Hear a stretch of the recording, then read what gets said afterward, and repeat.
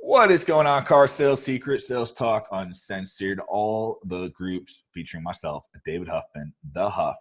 I have a really awesome guy with me. His name is Dominic. Now, Dominic, he's a car sales phenom, but not just car sales. He's a BDC phenom. What does BDC mean? It means Business Development Center. And I brought him on because I keep telling you guys, appointments sell cars, right? It's the bottom fucking line. Honest to God, appointments sell cars. And you guys keep saying, David, not inherently, I can sit at my desk and I can wait for ups and people come to me. I agree. Until they stop coming. But I'm not going to talk about that anymore. I brought on an expert, a dude that sets thousands of appointments every single year between him and his team. And he's going to tell you the importance of them, both appointments, right? The importance of appointments.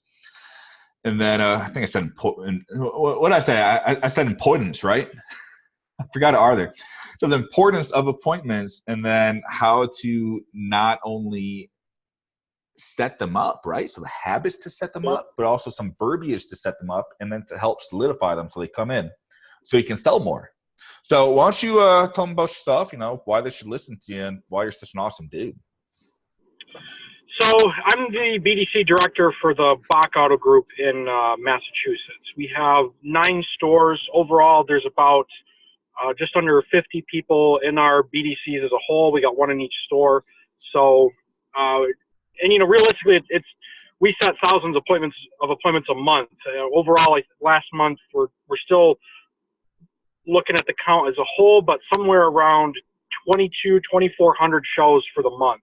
Wow. So, as a whole, we generate a lot of business. Our penetration for the dealership is the dealerships as a whole, we're sitting around 50% of the business or more, depending on which store you're looking at. Okay. So I can tell you with absolute certainty that the appointments make a difference, because I watch just through the 9 different stores with slight process changes between each one, and the just little differences here and there.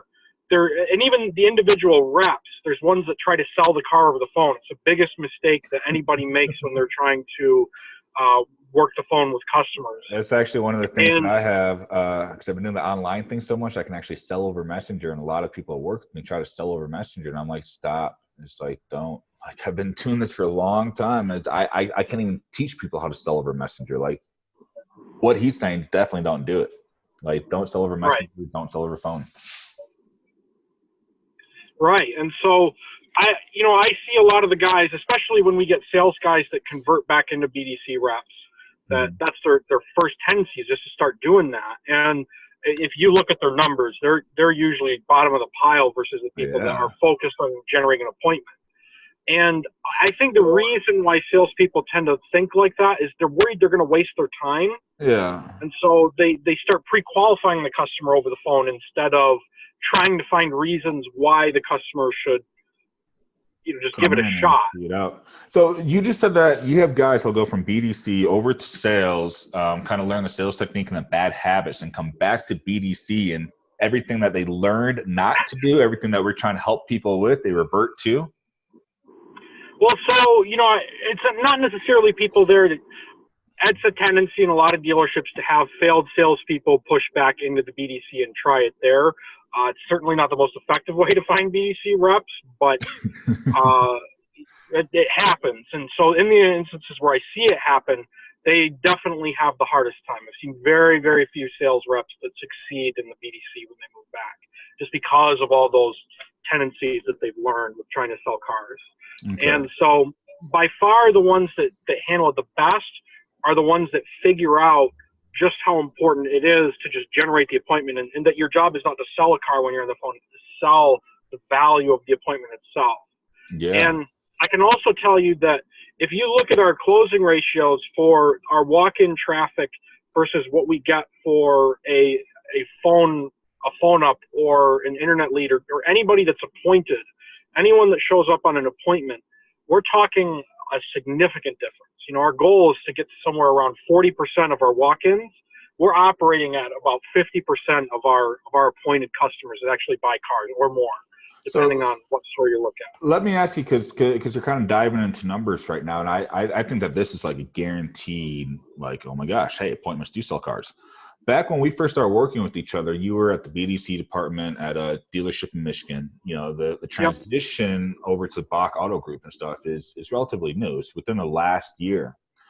Before you got there versus now, how are appointments? Like how have you improved appointments, like number wise? You know, have you like doubled their appointments, stuff on those lines? Like, is there a large bump in appointment numbers since you started over there?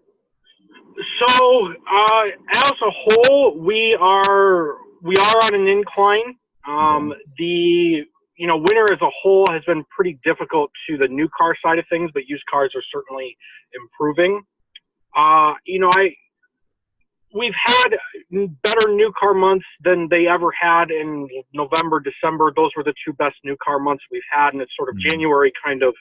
I think across the country, it's pretty off, but used cars have just. That's actually what I'm hearing with a lot of people. So, a lot of people come with me and they're like, "Oh, it's just slow, bad walking traffic." Even appointments and stuff. It's just too cold to go outside. So let me ask you, because I don't want to dive too far off the thing. I just wanted to kind of bring this point right there. Since you started, appointments have gone up. That's for sure. With appointments going up, has the sales gone up? Oh yeah. And it's funny how that works, right? Like mind blowing how that works, guys. Look at that. You heard it firsthand. Appointments went up, and guess what? Sales went up. So let me ask you, as a BDC phenom and as a guy that sets a lot of appointments, I recommend that every single sales rep definitely sets their own appointments too, because that's money in your pocket. Right. What are some daily habits and some daily things or goals or metrics that you have your teams track that helps them ensure that they're setting appointments and doing better with the appointments? So you should have daily goals for yourself, certainly. Just making sure that you actually have them is definitely the first step, because a lot of people just sort of go about it and just, see what happens. You should track yourself how you're doing all the time, so that you're essentially figuring out. That people make, or do you make for your team? So for my team, for BDC reps, obviously we don't sell cars on the floor, so that doesn't take up any of their time. But I'm looking for at least 80 calls a day. I'd rather see 100 calls a day, but 80 calls is like a minimum for them. And what we want out of that is 8 appointments a day. We want them to set 8 appointments for the floor. And so now, in all honesty, they're not there yet, and we're working towards that, and it's going to take some time for them to get there. Mm-hmm. But it's something I've seen. I mean, I had a team that on a day last year, 6 people set 80 appointments in a day. That's nice. So, right. So I was just looking at that from April of last year. So, it's very, very possible. You can do a lot more with it.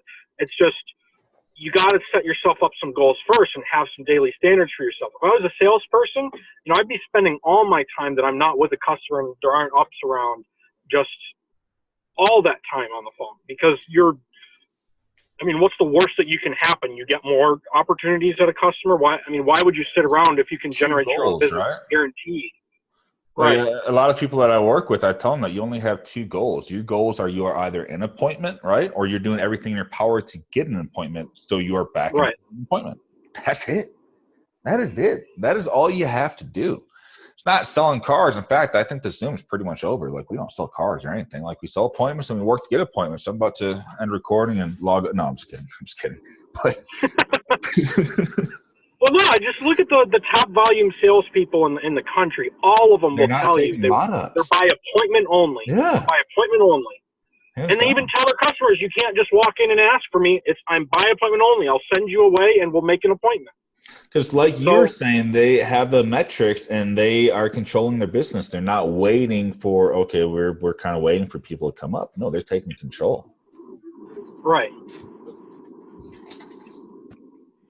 Yeah, and that's the most important thing, because you want to be in control of your own destiny. If you're waiting on lot ups, you're basically waiting for the universe to send you business instead of making sure you get it. If you want consistency, you've got to go at it every single day. That's why you should have a number.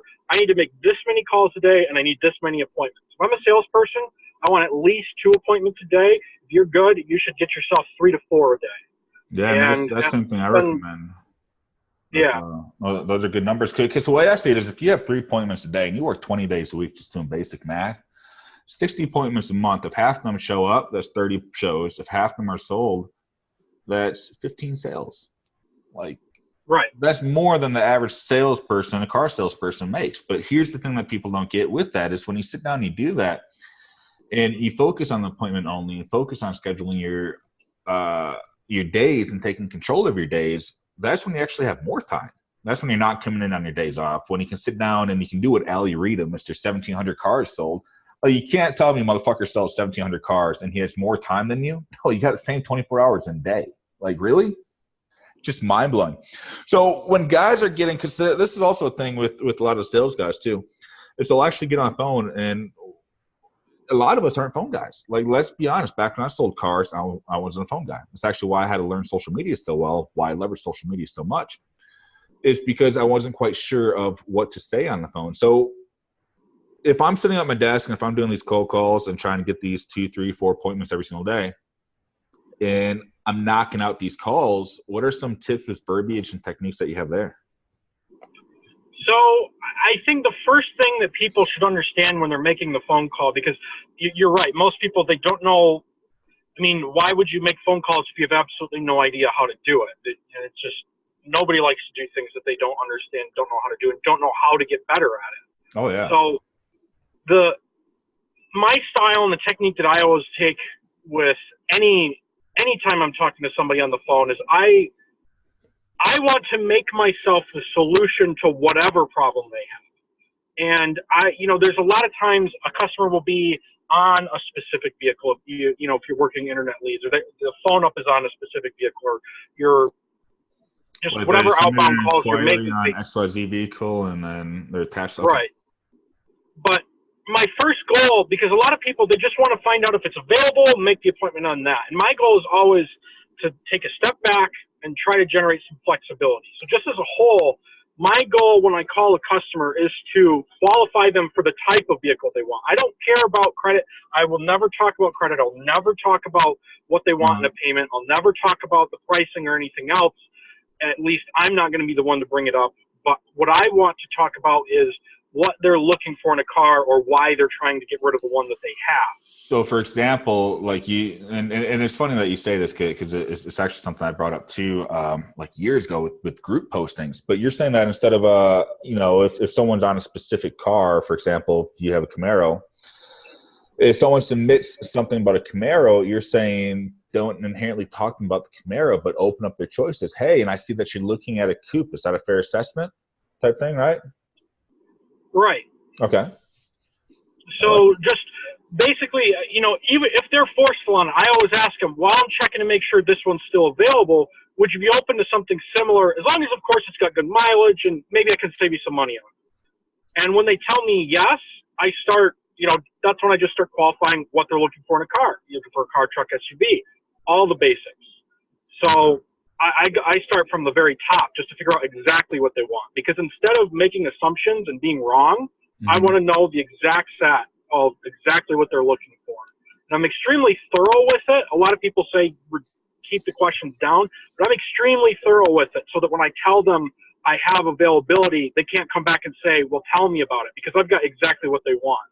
Yeah. And so what I'm saying is, as long as it's got this, you're good. Okay, let me go check. All right, come back. I got what you're looking for. Actually, I have quite a few different options.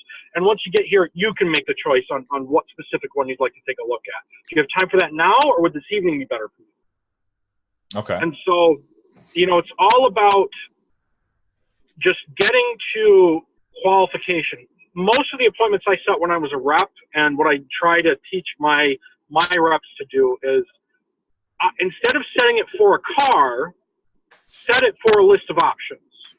Mm-hmm. Because then that gives the floor, and in your guys' case, that'll give you an enormous amount of options when you go out there, and you can just take them up the lot and figure out what they like. So if the car sells, you're good.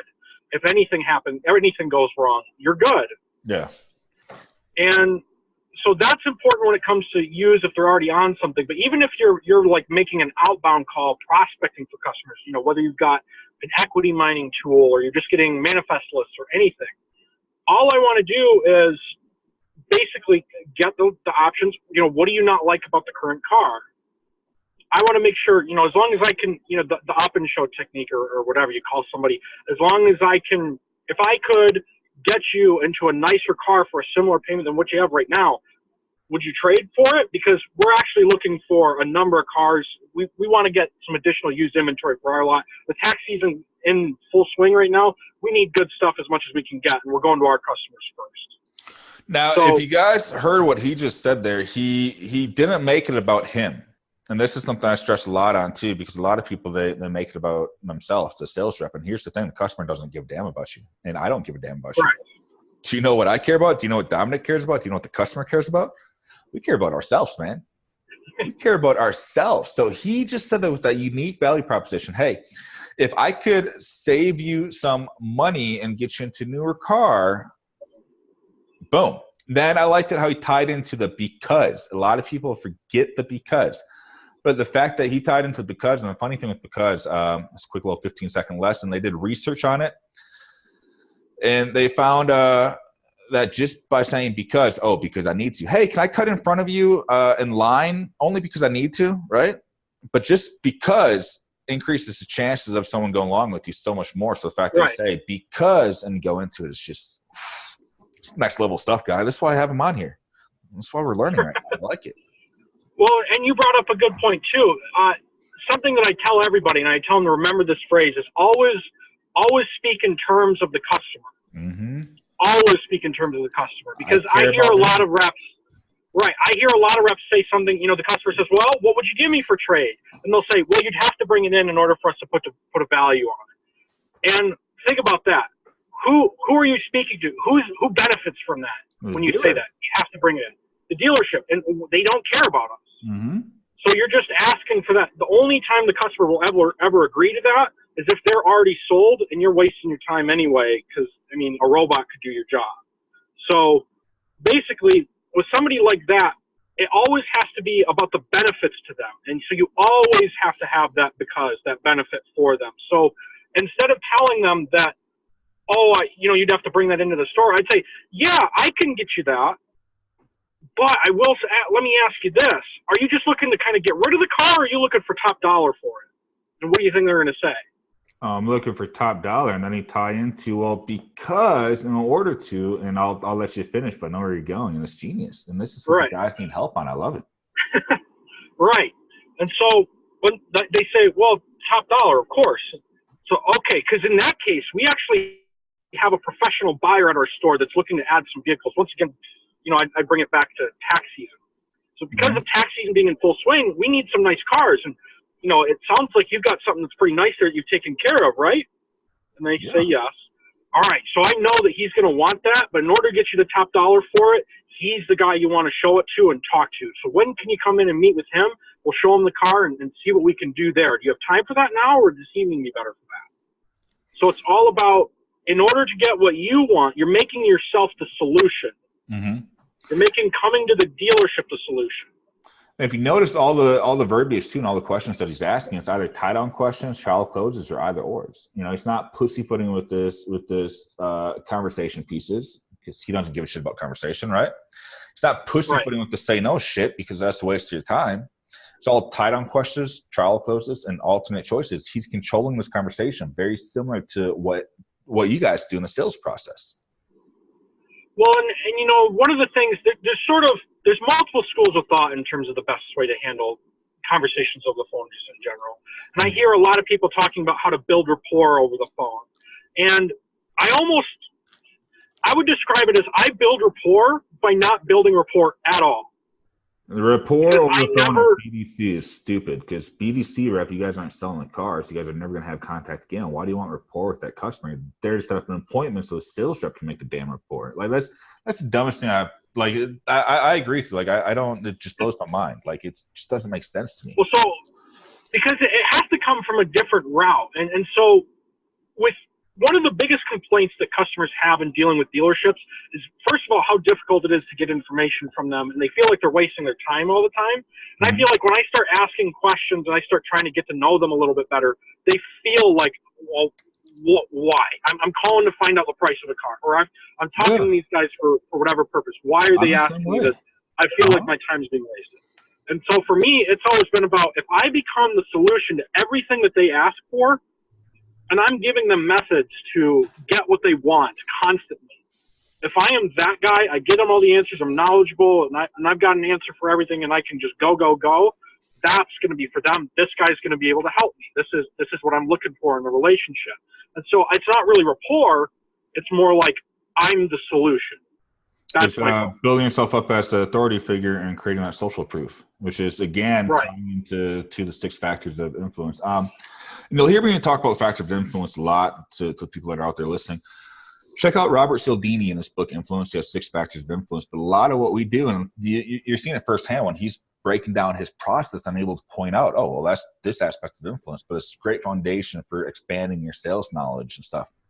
So when you actually get people on the phone and you're going through the appointment process and you get the appointment, what is the procedure next, like as far as securing that appointment and making sure that they actually show up so they can be sold?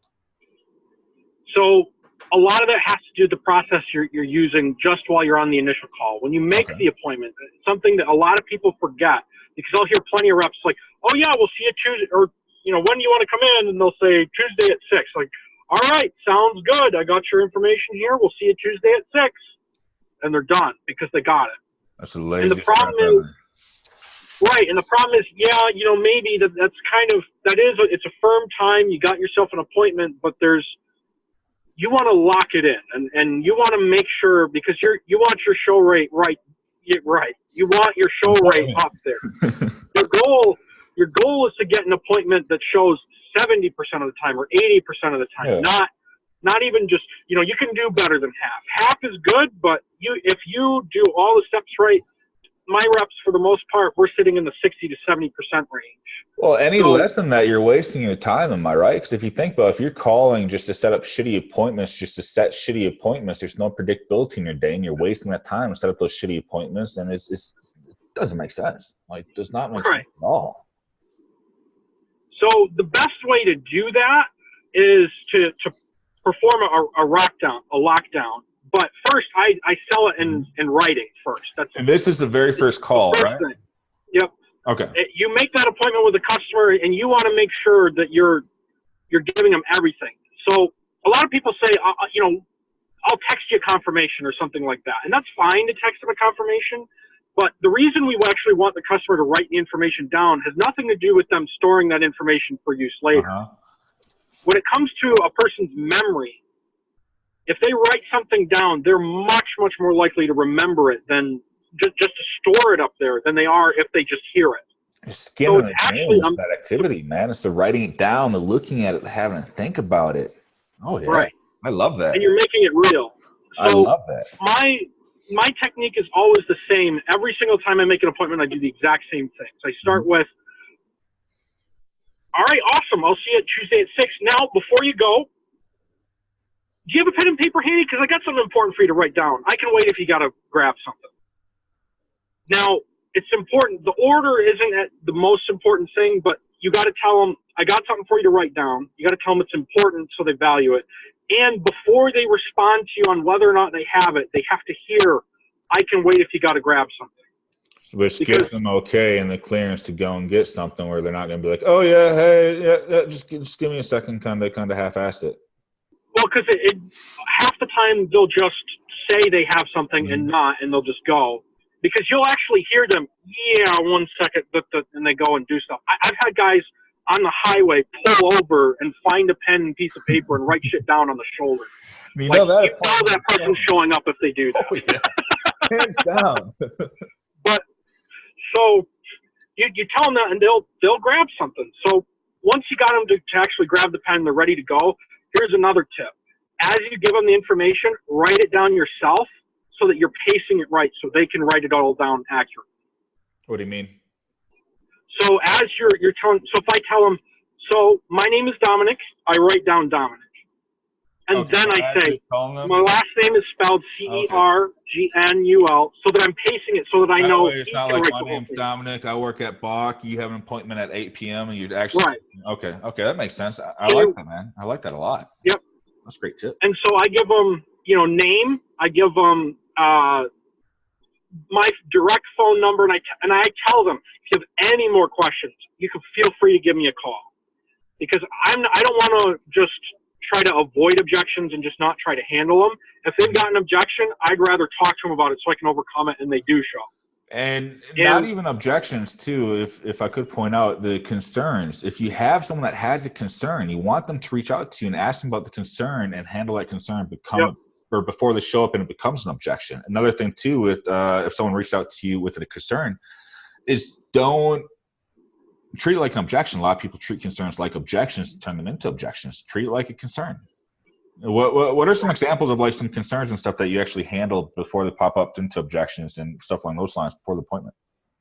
Well, usually it's just the standard objections, what payment, price, whatever you've already gone through. They'll call back, or they'll just say, oh, you know what, I think I changed my mind. I want to look at something else. Just the standard stuff. It's never been something. I've never seen any weird stuff. It's not like my dinosaur just came back from the dead and ate my grandma. Well, you get some of those excuses, but that's hard to avoid. Right. But so after the phone number, I want to tell them where we're at, because remember this, even if you ask them the question, are you familiar with where we're located? The number of customers I've had go to the wrong dealership because they're not even sure who they called, It's amazing. And if you don't give them the phone number in a way that they remember it, they might even call the wrong dealership for directions. So learned response. I've had that happen. So, I've had a customer that we called because they canceled and asked them, hey, we didn't, we missed you. What happened? Well, I called you guys to get some directions. They told me I was going the wrong way, and they sent me to this other store. Like, oh, actually, you called that other store, and they told you to go there. Yeah. So I always ask, because if you just give them the address, especially if they're a repeat customer, they might actually get a little annoyed. So I always ask them if they're familiar where we are by telling them where we are. So I'll say, are you familiar with where we're located on Route 1? Okay. Or, something like that. And they'll usually say, oh, yeah, I know right where you're at. Or whatever. It's like, all right, well, I'll include the address. And you know our address? Or just something along those lines, because it gives you an opening to actually give it to them. But you do want to give it, just make sure they have the address so they can put it in GPS.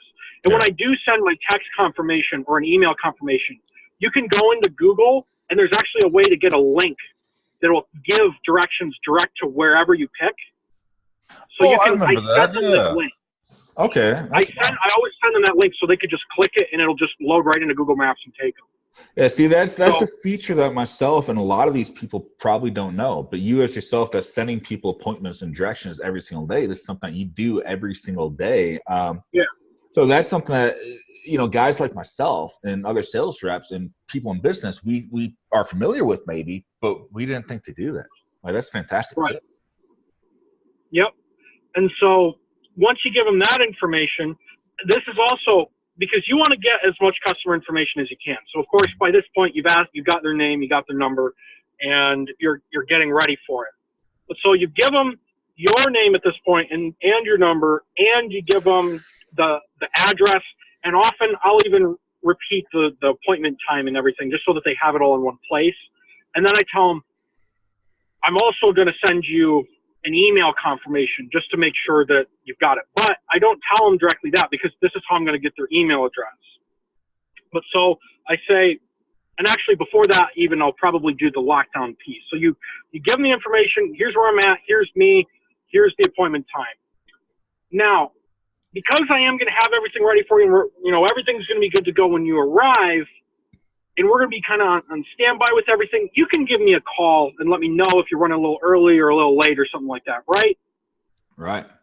And the most important piece of that is making it a question at the end. You need to get a response from them. And because when you tell them, question, right? Because if you just tell them, give me a call if you're going to be late, they don't feel like they're agreeing to it. Mm-hmm. But if you tell them, you can give me a call, if you ask them a question, you can give me a call if, you run a little early or a little late, right? And they say, oh, yeah, right. They'll say yes. They agree to it. At that point, they feel they're kind of committed, and you're much, much more likely to actually be contacted. So, and it firms it up a little more. But then I go right into asking for the email. But instead of just directly asking for it, what I tell them is, And I'll send you an email confirmation as well. Would you prefer I send that to a work or a personal email? Okay. Because it's something I call it's a half-step question. And it's another either or too, if you guys are noticing this. Right. So it makes it closed-ended, so you have to pick one of them. But the thing that they're reluctant to give you is the email address. They're not reluctant to tell you whether they prefer their personal or their work. But after answering that question, they feel obligated to give it to you now.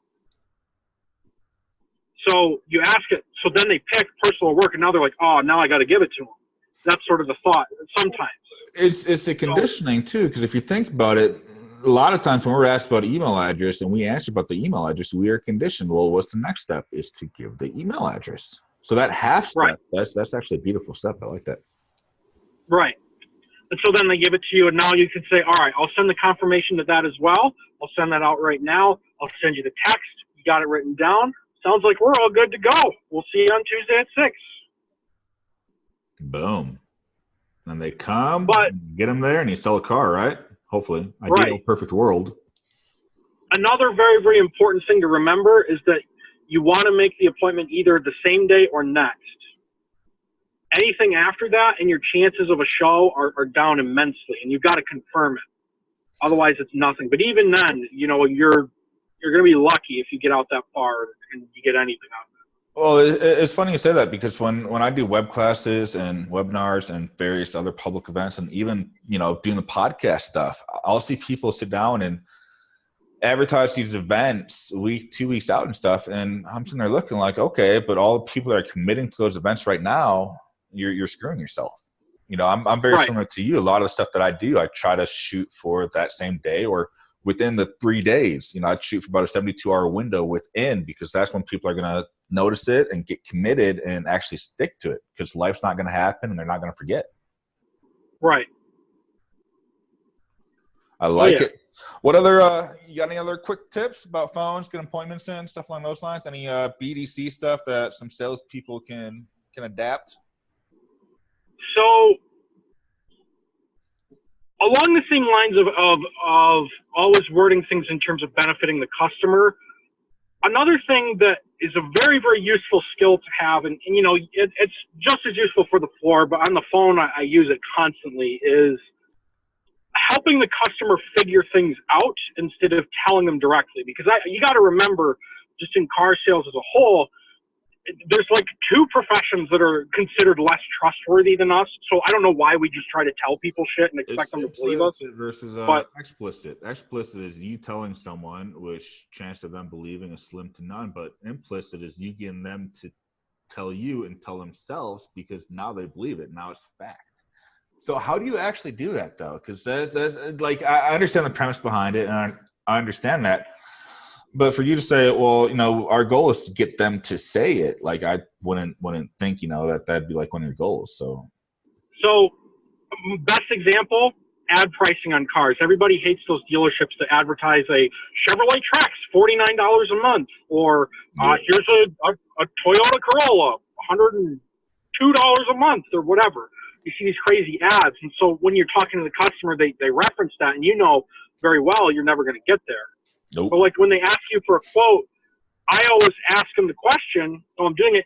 Yeah, would you prefer that we do it would you like a quote in the BOC way, or would you prefer it in the whatever dealership they're referring to way?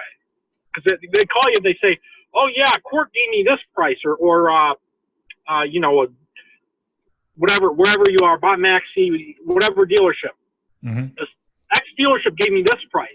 And you just have to come back and say, yeah, absolutely. Would you like, you know, with ours, would you like it our way or would you like it their way? Because then that makes them ask the question, what's the difference? What's the difference? And instead of having to tell them, oh, they pull all this tax, title fees, et cetera, out up front, and just saying, oh, yo, be careful with them. That price is going to be bullshit. Now they're asking you, which they're not going to ask you unless they're giving you permission to give them information they'll believe.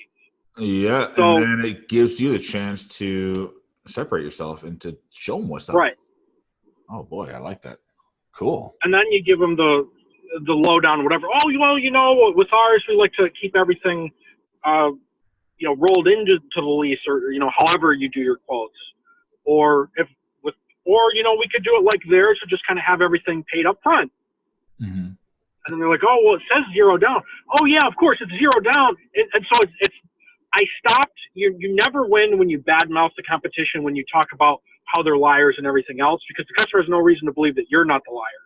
Yep. So when you're talking about it, instead, this gives you the chance to actually use their methods, but use them like honestly and faithfully, even if you don't agree with it, because you're telling them before you give it to them. At that point, if they're asking for it, that they understand because you've explained to them, and there's nothing wrong with that pricing inherently. It's because they try to do it and slip it under the rug so that nobody notices that it's problematic.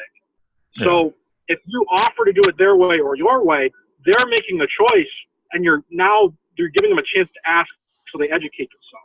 Now, also in any sales position too, you always want to shoot for the unique value proposition. So it's funny that he's saying, ask them if you want it their way or our way, and them asking, well, what's the difference?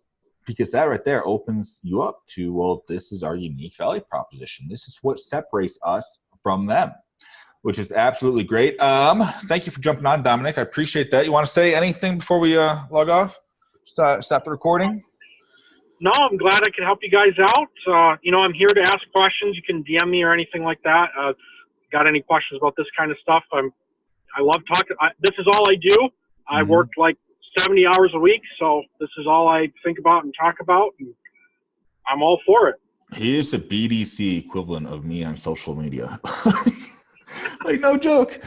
I remember you, and I've known Dominic for a while, and amazing dude, so knowledgeable. But I remember when he first started his job, he made his comment about, some other directors or something want to talk about BDC.